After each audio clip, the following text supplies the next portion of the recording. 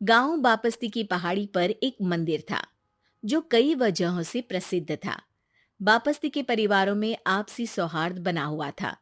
इसकी वजह उस मंदिर को ही बताया जाता है। अरे ओ विमला, ये इस मंदिर की कहानी क्या है रे?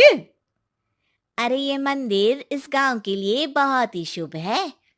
अरे शुभ तो है, तो फिर भी लोग इस मंदिर से दूर क्यों रहते हैं? ये इतना वीरान क्यों रहता है? अरे बड़े बुजुर्ग कहते हैं कि मंदिर में आत्माओं का राज है, जो लोगों की मदद करते हैं, लेकिन मंदिर से सभी को दूर भी रखते हैं। अरे ये कैसी आत्माएं हैं जो लोगों की मदद भी करते हैं और लोगों को मंदिर से दूर भी रखते हैं? अरे यही चलता आया है यहाँ पर, इसीलिए कोई कुछ बोलता नहीं, क्योंकि जिसके घर में कोई भी परेशानी होती है, तो बताते हैं कि इस मंदिर से उन्हें मदद मिलती है। अरे वाह, ये तो अच्छी बात है। तभी इस गांव में इतनी खुशहाली दिखती है। तभी बाहर किसी की चीखने चिल्लाने की आवाज आती है। दोनों बाहर निकलती हैं तो देखती हैं कि गांव के एक बुजुर्ग रो रहे हैं, क्योंकि शहर से उन्हें कोई बुरी खबर मिली है। अरे क्या हुआ चच्चा, रो क्यों रहे हो आप? हाँ चाचा, बताओ ना, हुआ क्या? अरे क्या बताऊं बेटे। मेरा बेटा शहर गया हुआ था कमाने, लेकिन आज खबर मिली है कि उसका एक्सीडेंट हो गया। वो अस्पताल में भर्ती है। अरे तो इसमें परेशान होने की क्या बात है चाचा, जाओ शहर और बेटे का इलाज करवाओ। हाँ चाचा, विमला सही कह रही है। आप शहर जाओ और इलाज करवाओ। अरे कैसे इलाज करवाऊं, अभी पैसे नहीं है, और शहर के अस्पतालों में इलाज का खर्चा लाखों में आता है। अरे चाचा, भगवान पर भरोसा रखो, कहीं ना कहीं से मदद जरूर मिल जाएगी। बस आज का दिन कैसे भी काट लो। अरे अब तो बेटा थोड़ा समय काटना भी मुश्किल होता जा रहा है। देख कमला, तू ही समझा चाचा को। अरे पैसों का कहीं ना कहीं से इंतजाम तो जरूर हो जाएगा। अरे चच्चा, जब विमला कह रही है तो थोड़ा उस पर भी भरोसा रखो। चलो आपको घर छोड़कर आ जाती हूँ। उसके बाद कमला उन बुजुर्ग को लेकर चली जाती है और विमला मंदिर की ओर चली जाती है। विमला मंदिर की सीढ़ियों पर चढ़ते हुए दूर से नजर आती है। उसके बाद वो आंखों से ओझल हो जाती है। उसी रात उस बुजुर्ग के घर के बाहर एक थैला रखा हुआ मिला। बुजुर्ग उस थैले को देखते ही चौंक पड़ा, क्योंकि उसमें 5 लाख रुपए रखे हुए थे। वो बुजुर्ग सुबह दौड़ा दौड़ा गांव के दूसरे बुजुर्गों के पास गया। और मंगल भाई सुनो, मेरे घर के बाहर ये पैसों से भरा बैग रखा हुआ मिला है। अरे किसका है ये भाई?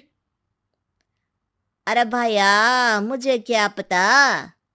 तभी उधर से कमला और विमला निकलती हैं। अरे बेटा सुन तो, देख ये क्या रखा हुआ था मेरे घर के सामने। कमला और विमला हैरानी से देखती हैं। अरे वाह, देख विमला, तूने कहा था ना कोई मदद जरूर करेगा। अरे भगवान सबकी मदद करते हैं, ये पैसों की मदद भी भगवान ने ही भेजी है। और क्या। अब चच्चा सोच क्या रहे हो, शहर जाओ और बेटे का इलाज करवाओ। ठीक है बेटियों, जो तुम कहो।